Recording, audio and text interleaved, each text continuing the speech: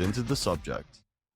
Welcome back to another episode of On the Subject with your host, Michael Vilardo. Thank you so much for your time. Today we have an extra special guest, Lisa New, who's an incredible professor who's worked at so many great universities throughout the U.S., including UPenn, Harvard, and Arizona State. She also leads an incredible television series, Poetry in America, you could find anywhere on PBS. We are so indebted to have her here touring our studios today in Los Angeles, learning from her how to have better pedagogical approaches. We're excited for this conversation. It's going to be great. Thank you so much for your time today, Lisa. I'm so delighted to be here, Michael. So we do have one thing in common that I always love to start off with. What's a commonality we share, other than, of course, being super passionate about education? We both spent time at Penn. So when were you at Penn? How did you like Philadelphia? Tell me more about your Penn stories. I loved Philadelphia. I was at Penn from 1989 to 1999.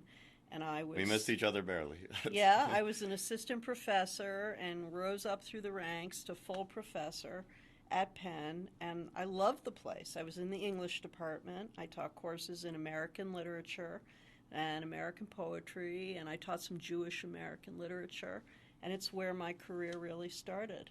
Right there on Locust Walk. Locust Walk, it's a great energy there, and hopefully some of our students get to experience that one day. I had an incredible experience there, 2.5 years at Penn. I actually transferred from junior college to Penn, and so it was quite an adjustment for me as a student. But when really, were you there, Michael? 2014 graduate. So 2014 graduate of Penn. I'm a little older than I wish I would have been lucky enough to have your class. It's been great. And so you went from Penn to Harvard, and now you're at Arizona State. Could you walk us through what you've been able to learn going from such different ideologies at every campus? It's such a great experience you have, and so many different geopolitical opinions, but also just what do you think about how you've been able to transform your career going campus to campus?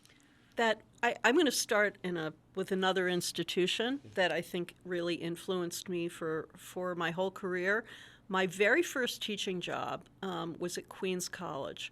I was then a graduate student at Columbia, and Columbia was not giving teaching to all of its graduate students. I actually had a fellowship, so they thought I didn't need the teaching, but I was really eager to teach, and so I would take 3 subways and a bus. I believe it was 3 from the Upper West Side to Queens, and teach Introduction to Literature at Queens College. And Queens College was the most diverse institution, that classroom, the most diverse place I'd ever been in my life. And I was very young then. But I had the experience at Queens College of teaching people from all over the world who had, I remember having students who were English language learners and who were so brilliant. And, students who had grown up in America and had experiences completely different from mine. And I had the honor and privilege of teaching literature to them, and that experience, although I went on and taught in elite institutions, that experience really powerfully shaped me, and I found myself, as much as I loved teaching at Penn and at Harvard, kind of gravitating out of those spaces toward opportunities that allowed me to be more involved with public education. And so, for example, at Harvard, from my earliest days there, in the sort of from 1999 till around 2021, when I retired, I would teach in a program called Teachers as Scholars, where I would spend a day with mostly high school teachers, teaching them literature that they would then share in their high school classrooms. And so, yes, I taught in some of the most celebrated institutions in America, but there was always a place in my heart that told me that I belonged in a public institution. And so before I got too old, after 20 good years at Harvard, 21 or so, I decided I need to be in a place where it really is more about who you admit than whom you don't admit, and a place that is really innovating in education and thinking about transformation of education at scale. And so I retired from Harvard and have taken a role at ASU. Well, we're so lucky to have you have such a passion for impact. I think about that so much. My mom was an English learner. Spanish was her first language, and, she really struggled in school throughout her entirety because that lack of confidence in those elementary years really paved the way throughout the rest of her journey. And so we're really passionate about that at Subject, helping students no matter what their native language is, because there's so many students in high school right now who aren't even literate in their first language. Yeah. And then they're forced to be thrown into a classroom in a foreign language. Like, how would you approach that? What do you think we could do better here? Oh, that's a good question. I'm not sure, but I suspect that you and I would agree on this, that media can be a really powerful tool to tell stories without words. Yes. And to provide context for learners of all kinds. And I'm going to give the example of, for instance, a picture, say, of a 19th century American city. If you are an American kid in the 21st century and you are forced maybe by your mean teachers and their antiquated ideas of We're all curriculum. for it. School is such a chore. And you are studying, the middle of the 19th century, and you just can't even relate to it. You don't even know, and the people are talking different, and it just seems so antique. I have had the experience of seeing students who have been exposed to archival images of the 19th century New York City street, where you can see the buses the people rode in, and that P.T. Barnum had, I love that. And the pregnant women on. Wow, look at that! That's what a woman looks like pregnant, wearing a hoop skirt. And so pictures, the visual, especially in this moment of visual, where everybody's got to be a visual learner. Yes. I think that when you can show as well as tell, when you can have students use more of their senses and more of their faculties, you're going to have a more integrated, authentic learning experience. I mean, we're not all just textual language-based learners. I completely agree. And, Netflix, 26 years old this month. You look at even some newer startups, Uber, Airbnb, Snapchat, Facebook, YouTube, Instagram. These are all 20 plus years old now, some of these products. Uber a little bit less. I actually spent 3 years there. It's about 15 years old. But these are old startups. These kids we're trying to help are 14, 15, 16, 17, or in the collegiate space like yourself. They've grown up with an iPhone in their hand. They've grown up with video technology. Is that why you were passionate about starting, a television series in addition to your work in academia? How did that start? That's such an interesting story. I'd love to learn more about that.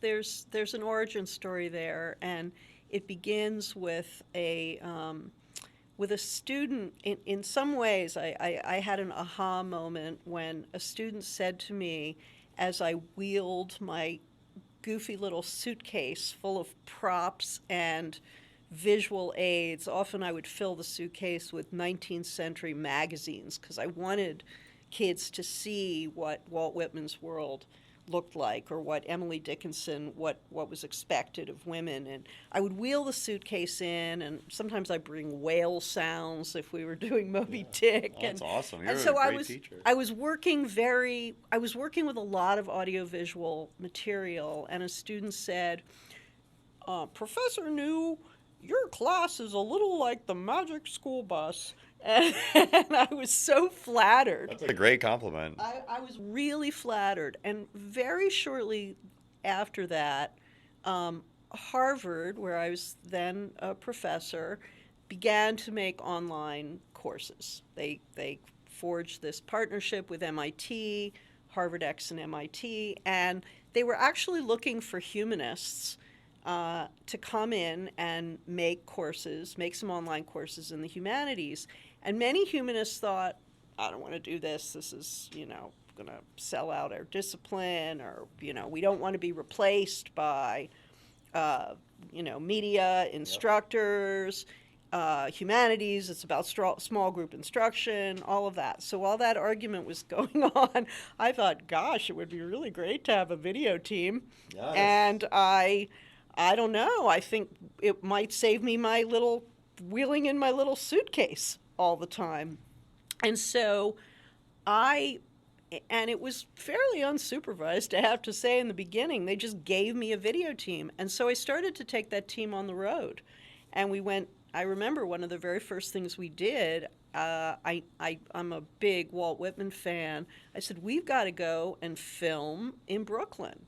We got to do Walt Whitman in Brooklyn, where you can really feel it. And so I was filming in Brooklyn, and because Harvard is a place where people just come through, Justice Elena Kagan came through, I thought, oh boy, why don't I have her read a poem? Nas, the hip hop artist Nas, wow, came through. I was like, oh, why don't I ask him to read a poem?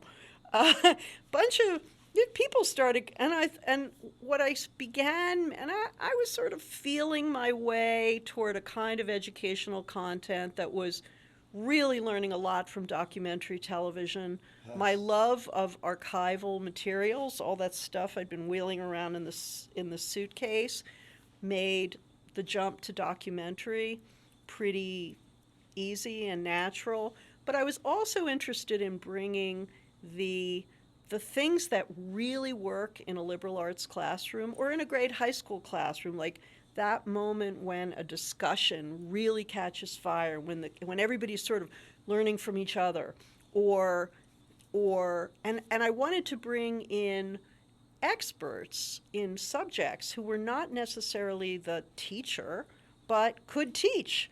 And so I began to experiment as I had, the resources of Harvard University. I began to experiment with filming class discussion and going and filming in Emerson's house and Bill Clinton and, whoever. And then I started to have educational content that was beginning to look like documentary and beginning to look like television. And so I went then to WGBH, Boston, and I said, I think I might have a television series here. And they said, poetry, nobody likes poetry. There was actually one executive producer there who said, oh yeah, I think there could be a show on poetry. And it was a pretty complex thing to get off the ground. It took several years, had to raise a bunch of money, had to raise it all myself. And then eventually I realized I couldn't really be making this on Harvard's dime. Yeah.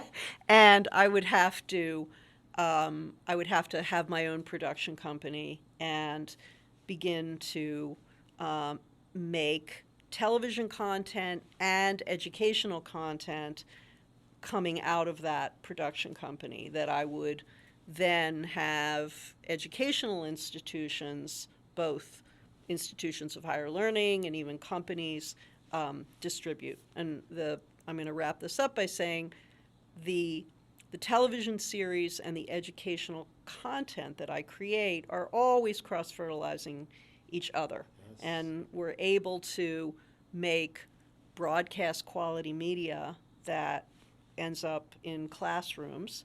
But, and that's great to take TV quality media and put it in classroom, but actually a lot of the television, particular episodes of television that I hadn't imagined, we would see that students love this poem. Students, everybody say you can pick 3 poems. Here's the one, the students keep choosing the same one to write about, to do their assignments on. He's like, well, yeah, we should make TV out of that. So that's how it works. That's and you're now shooting your 5th season. So impressive.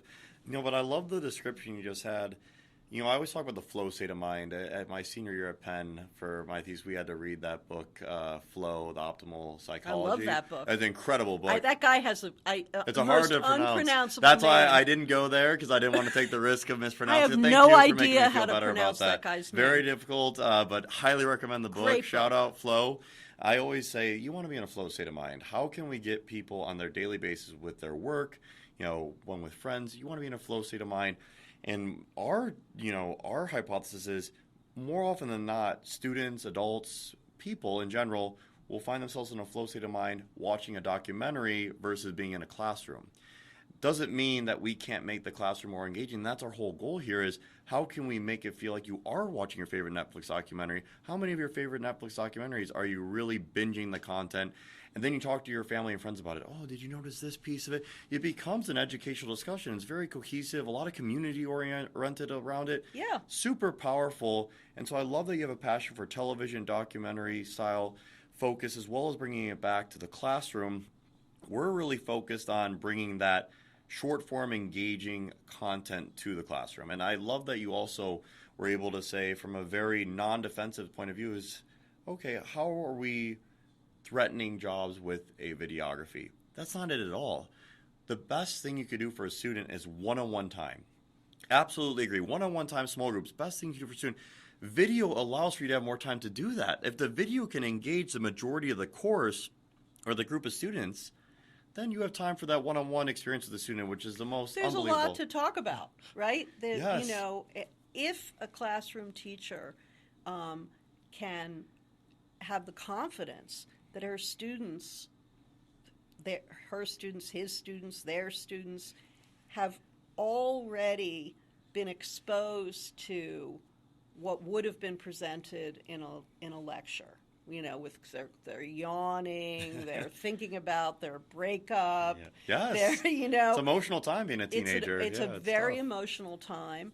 That your students have already been exposed, that they've already had some time to assimilate, that they might have even had a few prompts or a quiz, and everybody's on the same playing field, and then you can ask the question, well, what is the difference between this and this, or what does freedom mean for the poet Phyllis Wheatley versus the poet, in 1790 versus the poet Walt Whitman in 1855. And video is also emotional. It is. And the use of a charismatic figure and of well-chosen images gives students a kind of, allows them to invest. Often, not always. I mean, there's a lot of bad video. That's true. There is a lot of There's tough a lot. ones. It's not like and we don't want a world. Neither of us, I'm sure, wants a world where people are uncritical about video and they think all video is good. You got to critique. That's why we got to get the best production teams possible. So I do want to ask a question. I think I know the answer, but who's your favorite poet? I've been talking about Whitman. That's where I assume. But And is that... I don't know that I really don't have a favorite poet. Are you not a favorites person? I'm not a favorites person. I'm not a ranked, I know some people like that as well. I'm not a ranked list person, but Whitman really inspires me, and Whitman's largeness. I did 2 television episodes on Whitman. He's the only poet who's gotten 2 television episodes. That's pretty in special. Poetry in America. The justification I gave myself was, and it wasn't just I love him more than other poets, but we did it because we wanted. You couldn't possibly in a half an hour show Whitman before the Civil War and Whitman during and after the Civil War, nor could you dramatize how the Civil War transformed America without and Whitman was a poet of such optimism and such belief in America. And then the Civil War came, and he remained optimistic, but it was a tragedy that his poetry absorbed. And so the that one poet could give us could change himself, and we could watch that moving process. So, Whitman, you never go wrong by focusing on Whitman, but I wouldn't say he's my favorite poet. That's good. We got the roundabout answer there, which I love the honesty. So one thing that we talk about too is storytelling. Poetry is so great for storytelling. Content is so great for storytelling. It's a skill that we feel maybe 20, 30 years ago wasn't really prioritized for young people. You talked about raising money. I'm sure you had to do a lot of storytelling then. How can a young person get better at storytelling? It's such an important skill today. If you can't tell a story, you can't get people to rally around your ideas. You can't win a job interview when you're interviewing. How do you get better at storytelling? You're such a great storyteller. I don't know. I think that what I actually love now about the work I do is that I'm able to think about it as story. I think to teach a class is to tell a Storytelling story. every single day. Is to tell a story. To teach a good class is to tell a story. But what that actually means in the work of it is that you've thought about structure. Everything is really, and so I hesitated because this sounds like a really boring answer. No, go ahead. We're knowing, engaged. Knowing what comes first, what to reserve, just thinking about sequence is something that whether you're in sales, Yes. or in persuasion, in politics, in really any domain in which writing a scientific grant, in any domain, what you're trying to do is you have a goal, you have a reaction or a kind of impact you want to have on your audience, and thinking, what's my main point and what are the subsidiary points that support that, and what's the big payoff? And that is all about structure. And storytelling is really and structure is emotional, right? Super emotional. We don't think it sounds like the most boring thing you can imagine, structure, but so I'm thinking all the time as we teach students using some of the tools that you guys use at Subject and that I use in Poetry in America courses. I'm always thinking about how to capture students with the story we're telling, but also how to begin to help them tell those stories themselves, and I have a wonderful colleague who works on project-based learning, inquiry-based learning. That's amazing. And we collaborate with her. She has a project. Her name is Lindy Elkins-Tanton. She has a project, an initiative called. You guys got to edit this. Don't worry, we'll edit it and make it look good. Yeah. Shout out Lindy. Shout out Lindy. Lindy Elkins-Tanton. Why am I'm saying citizen schools, and that's no. Okay, I have an amazing colleague who has an initiative that is being developed at ASU. It's called Open Citizen, and it's a modality of inquiry-based learning. And inquiry-based learning, it always comes down to what's the next natural question. Which is to say, whatever material you are exposed to, what's making you curious? What's your question? Yeah, why? Why? Yeah. Why? Or and if you don't have a question, the instruction that has preceded has not been effective. It hasn't engaged you. You should always have that next natural question. And so when I teach teachers, when I think about, how to become how to lead a great discussion, how to give a good presentation, it's really always about leaving room in what you're doing for the next natural question, which is to say, opening something up that leaves a lot of spaces for people to say, well, maybe it's there, and maybe it's there too, and maybe it's here too, or maybe it isn't, or I don't know what that word, using vocabulary that students don't know can be a really great thing, because you can say to students, every single word that I use, that please write down every word you don't know, and we can find out, and then we can edit, and maybe that wasn't the best word, that people are choosing language to use, not to mystify you. People get very, very freaked out when they don't know the meaning of a word. Like, I don't get this. This is stupid. It's actually. I watch this in myself. Do you have this?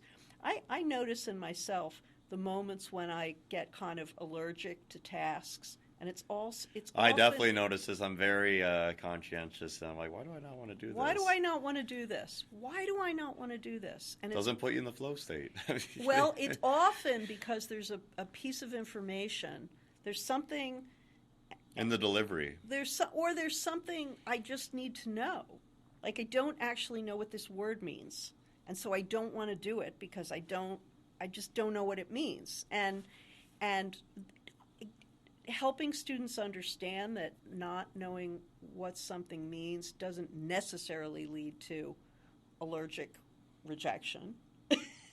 It can lead to, and we've all had that experience. You look something up and you're like, oh, I get it now. Yeah, no, it's a falling in love with learning and learning how to learn and learning how to communicate your ideas. It's so important. And what a tough time to be a teenager or young adult. There's so many, forms of stimulation coming at you. Social media is such a big obstacle and tool to navigate. And, I love that about the storytelling piece. For those of the students that are on, TikTok or YouTube, that hook is so important to drawing you in to click on said video. That's an important tool for storytelling. And I guess I would just love to ask a couple more questions before we're done here and wind it back. If you were to speak to your high school version of yourself, what would you say that you were really proud of that you did? Right? There we go. Yeah, what would you advise a high schooler today? How can you, make the most of your educational journey and really be able to learn the most about yourself and find a fulfilling career? I think my own high school time was kind of miserable. So many of the people I know who had miserable high school experiences become professors. Why do you think that is? And because they were so unchallenged. Yeah. They were actually so hungry to learn. They were so and high school didn't quite do it for them. I think learning how you learn, and trusting. It was clear to me that, in ways I didn't understand, but it was clear to me that sitting in 7 classes a day with a different set of personalities, where those subjects were very siloed, did not much work for me as a student.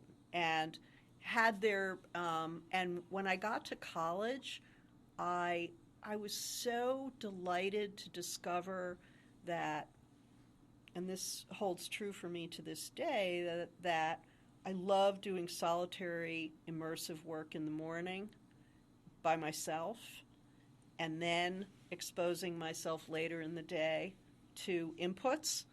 And so I did control your time. That's awesome. Controlling, and I sort of learned my own learning rhythms.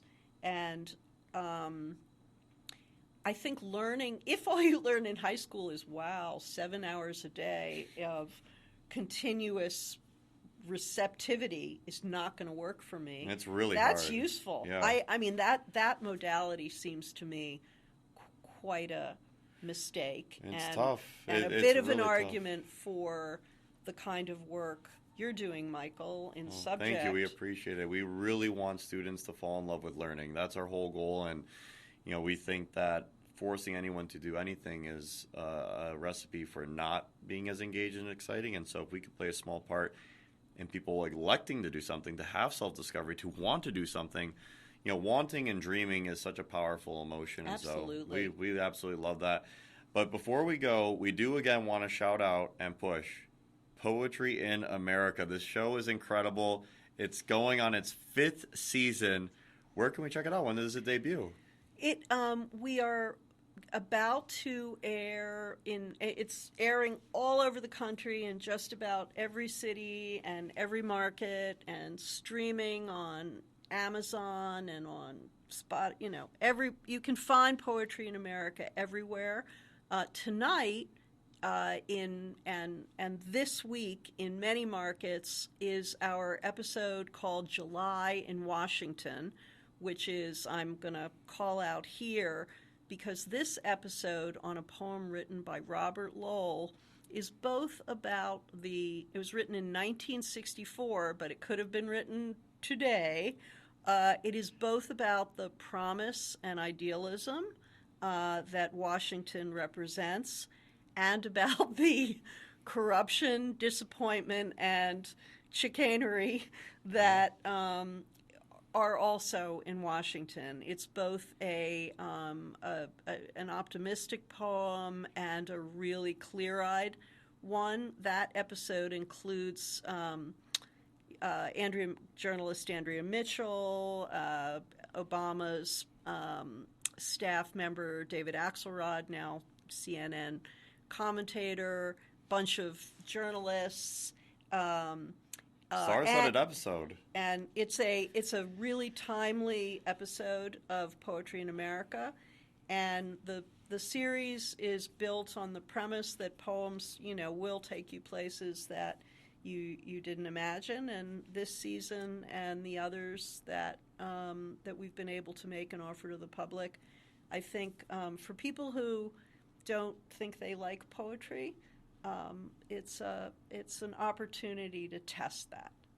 Well, we love it, and you heard it here first. Please check out Poetry in America, an incredible show from esteemed professor and incredible guest of the podcast today, Elisa New. Thank you so much for joining us today. Such a pleasure to host you, and we're excited for another episode of On the Subject coming soon. Thank you to all that listen.